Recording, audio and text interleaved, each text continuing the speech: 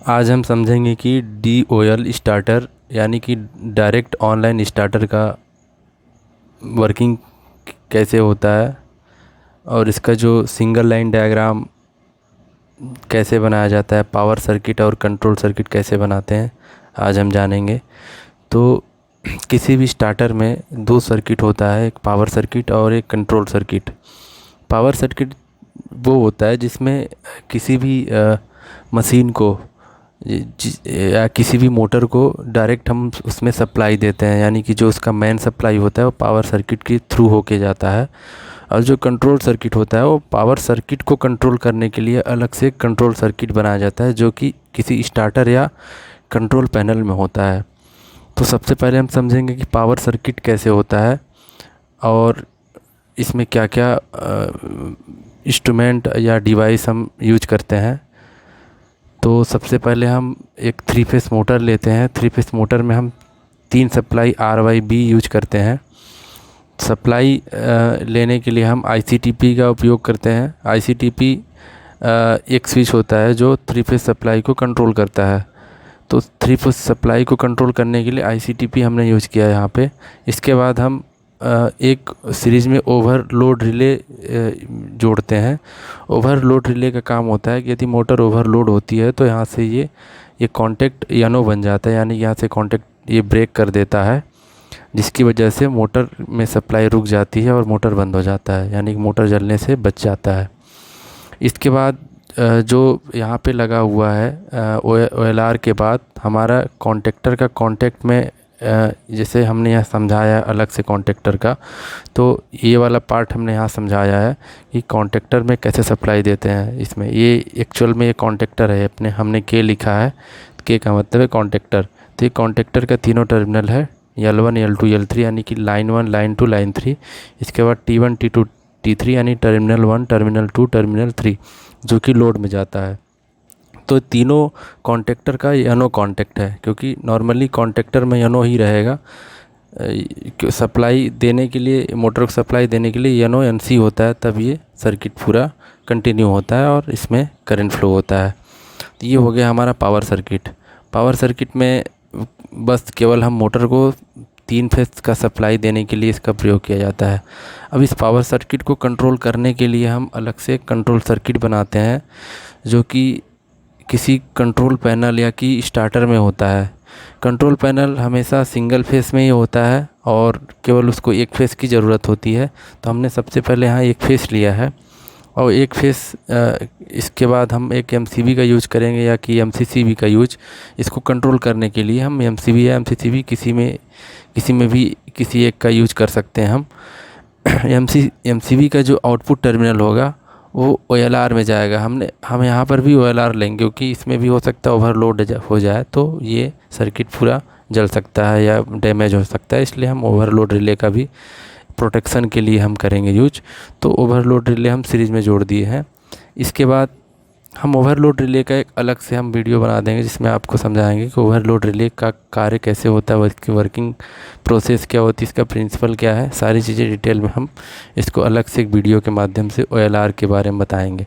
तो अभी इतना समझ लीजिए कि सीरीज़ में हम OLR को जोड़ देते हैं और OLR का जो आउटपुट टर्मिनल होता है एक NC पुश बटन के एक टर्मिनल में देते हैं, और NC पुश बटन का जो दूसरा टर्मिनल होता है वो YNO पुश बटन के एक टर्मिनल में जाता है, और YNO पुश बटन का जो दूसरा टर्मिनल होता है वो कॉन्टेक्टर के A1 टर्मिनल पे जाता है, और कॉन्टेक्टर का कॉइल का जो दूसरा टर्मिनल होता है A2 वो डायरेक्ट न्यूट्रल से जुड़ा होता है। एक्चुअली ये हम जो पहले वीडियो में हमने बताया था कि एक होल्डिंग सर्किट बना रहे हैं, तो एक होल्डिंग सर्किट ही है, लेकिन इसका उपयोग हम अभी स्टार्टर की तरह स्टार्टर की एज ए स्टार्टर कर रहे हैं। तो ये केवल होल्डिंग सर्किट है। तो यहाँ पे NC लगा हुआ है, YNO लगा हुआ है। YNO को हम जस्ट कॉन्टेक्टर के YNO कॉन्टेक्ट के पैरेलल जोड़ते हैं होल्डिंग बनाने के लिए। इसको होल्ड कराने के लिए हम कॉन्टेक्टर के YNO टर्मिनल को पुश बटन के YNO से हम डायरेक्टली पैरेलल में जोड़ देते हैं। और ये हमारा कॉन्टेक्टर का कॉइल है। हम यहाँ कॉन्टेक्टर के कॉइल को यहाँ पे भी दिखाया है कि ये A1 और A2 कॉन्टेक्टर का कॉइल होती है।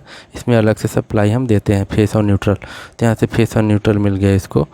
और इसके बाद यनो, एक कॉन्टेक्टर का यनो टर्मिनल होता है, तो कॉन्टेक्टर का यनो टर्मिनल ये है आपका, यहाँ पे अपने के भी लिखा है, के का मतलब कॉन्टेक्टर। तो ये हो गया कॉन्टेक्टर का यनो टर्मिनल। अब इसके बाद इसका वर्किंग क्या है? इसका वर्किंग ये है कि जैसे हम यनो पुश बटन का इस्तेमाल हमेशा ऑन करने के लिए करते हैं, तो यनो पुश बटन को हम जब प्रेस करेंगे, जब इसको ऑन करेंगे, तो ये यहाँ से सर्किट कंटिन्यू हो जाएगा कॉन्टेक्ट क्लोज होने के कारण। तो ये पूरा सप्लाई कॉन्टेक्टर को मिल जाएगा। जैसे कॉन्टेक्टर को मिलेगा, तो कॉन्टेक्टर को जैसे मिलेगा कॉन्टेक्टर का, उसी टाइम पे ये होल्ड हो जाएगा, क्योंकि ये यनो एनसी बन जाएगा और ये हमेशा एनसी हो जाएगा, क्योंकि इसमें सप्लाई जब तक रहेगी तब तक ये एनसी रहेगा। तो इसके बाद ये होल्ड हो जाता है, क्योंकि हम यनो को छोड़ देते हैं तो ये ऑफ यहाँ से ब्रेक हो जाता है, लेकिन सप्लाई ऐसे जाती है आपकी कॉन्टेक्टर के यनो से होते हुए कॉन्टेक्टर के कॉइल में जाती है। तो कॉन्टेक्टर का कॉइल जब तक इसमें करंट फ्लो होगा तब तक ये सप्लाई, ये जो यनो है एनसी रहेगा। जब तक इसमें करंट फ्लो होगा तब तक ये कॉन्टेक्टर का यनो जो होगा ये एनसी हो जाएगा, और यहाँ से जो सप्लाई अपनी आ रही थी ये मोटर को मिलने लगेगी। तो हम यहाँ से स्टार्ट करते हैं यनो को, तो यहाँ से पूरा कॉन्टेक्ट ये तीनों क्लोज हो जाते हैं और मोटर चलने लगता है। ये है हमारा वर्किंग प्रोसेस, यानी कि इन तीनों कॉन्टेक्ट को क्लोज कराने के लिए सारा सिस्टम हम बनाए होते हैं। इन तीनों कॉन्टेक्ट को कंट्रोल करने के लिए यहाँ से कंट्रोल होता है कॉन्टेक्टर के कॉइल से और कॉन्टेक्टर के यनो से। यदि हमको ऑफ़ करना है, तो ऑफ़ करने के लिए हम एनसी पुश बटन को दबाएंगे। एनसी पुश बटन को जैसे ही दबाएंगे तो ये सर्किट यहाँ से ब्रेक हो जाएगा, और जैसे ही ब्रेक होगा तो इसको करंट मिलना बंद हो जाएगा, और करंट मिलना जैसे बंद होगा तो ये पुनः अपनी ओरिजिनल स्थिति पे पहुँच जाएगा, यानी सर्किट यहाँ से ब्रेक हो जाएगा, और ये यहाँ से जो सप्लाई आ रही है ये मोटर को मिलना बंद हो जाएगी, तो मोटर अपना बंद हो जाएगा। ये होता है आपका बेसिक DOL स्टार्टर। अब यहाँ पे पुश बटन का हमने अलग से बनाया है। पुश बटन में एक्चुअली में 4 टर्मिनल होते हैं और 2 यनो के 2 एनसी के। किसी भी पुश बटन को, जैसे कोई ग्रीन होता है या जैसे कोई ग्रीन है या रेड है, मार्केट में जो ग्रीन और रेड मिलता है, तो हम जानते हैं कि ग्रीन को हमेशा यनो की तरह इस्तेमाल करते हैं ऑन करने के लिए, और रेड को हमेशा ऑफ़ करने के लिए करते हैं। तो ऐसा कोई ज़रूरी नहीं है। आप यनो को यानी कि रेड को आप एज एनसी एज यनो कोई भी लगा सकते हैं, और ग्रीन को भी एज यनो और एज एनसी स्विच का इस्तेमाल कर सकते हैं, क्योंकि इसमें 4 टर्मिनल होता है और चारों में से 2 टर्मिनल यनो के, 2 टर्मिनल एनसी के। इसी तरीके से ग्रीन में भी 2 यनो के 2 एनसी के होते हैं, केवल बस उसका कलर चेंज होता है, बाकी सब सारी फंक्शन सेम होता है किसी भी पुश बटन का। तो पुश बटन का कोई ऐसा कोई इनपुट आउटपुट टर्मिनल भी नहीं होता कि आप प्रॉपर इनपुट देना है, इसमें आउटपुट देना है। आप यहाँ से इसको केवल सीरीज़ में आपको जोड़ना है। अगर यनो का यूज करना है तो यनो में दे दीजिए दोनों, और एनसी का बनाना है तो उसको एनसी दे दीजिए, एनसी में से दे दीजिए। ये जो यहाँ निशान दिया हुआ एरो दिया होता है कि ये इससे समझ में आता है कि ये दोनों पॉइंट यनो के पॉइंट हैं, और यहाँ से समझ में आता है कि ये दोनों के पॉइंट एनसी पॉइंट हैं। तो ये आपका पुश बटन हो गया। पुश बटन को हम एक्चुअल में आपको प्रैक्टिकली दिखाएंगे। अभी आपका एक समझाने के लिए मैंने डायग्राम बनाया है, और यहाँ पर एक कॉन्टेक्टर का मैंने थोड़ा सा डिटेल बनाया हुआ है। तो कॉन्टेक्टर में 3, अगर 3 फेस का है तो 3 टर्मिनल होगा मेन टर्मिनल, या L1 L2 L3, जो कि लाइन 1 लाइन 2 लाइन 3 के रूप में रिप्रेजेंट होता है। तो ये मेन सप्लाई के लिए होता है। और इसके बाद T1 T2 T3 यानी कि टर्मिनल 1 टर्मिनल 2 टर्मिनल 3, यानी कि ये जो तीनों टर्मिनल है इसमें लोड हम दे सकते हैं। और इसके बाद एक A1 A2 टर्मिनल होता है कॉन्टेक्टर में। तो A1 A2 कॉन्टेक्टर के कॉइल का टर्मिनल होता है, जिसमें कॉन्टेक्टर को कॉइल को सप्लाई दिया जाता है। इसके बाद कॉन्टेक्टर में यनो टर्मिनल भी होता है, एनसी भी होता है, लेकिन हमने यहाँ पे केवल यनो दिखाया है जो कि इनबिल्ट है। इसी में इनबिल्ट है यनो टर्मिनल कॉन्टेक्टर का, जो यहाँ पे हमने यनो बनाया है वो यनो यही है। तो ये हो गया आपका यनो टर्मिनल। अब इसके बाद यहाँ पे लिखा हुआ है, ये कॉन्टेक्टर में यनो एनसी को जोड़ने के लिए add on block auxiliary contactor का यूज करते हैं। अगर हमको एक से ज़्यादा यनो या एक से ज़्यादा एनसी का हमको यूज करना है, तो इसमें एड ऑन ब्लॉक का प्रयोग करते हैं। और एड ऑन ब्लॉक इसमें हम माउंट करके, इसमें ऐड करके हम कई सारे यनो और एनसी को लगा सकते हैं।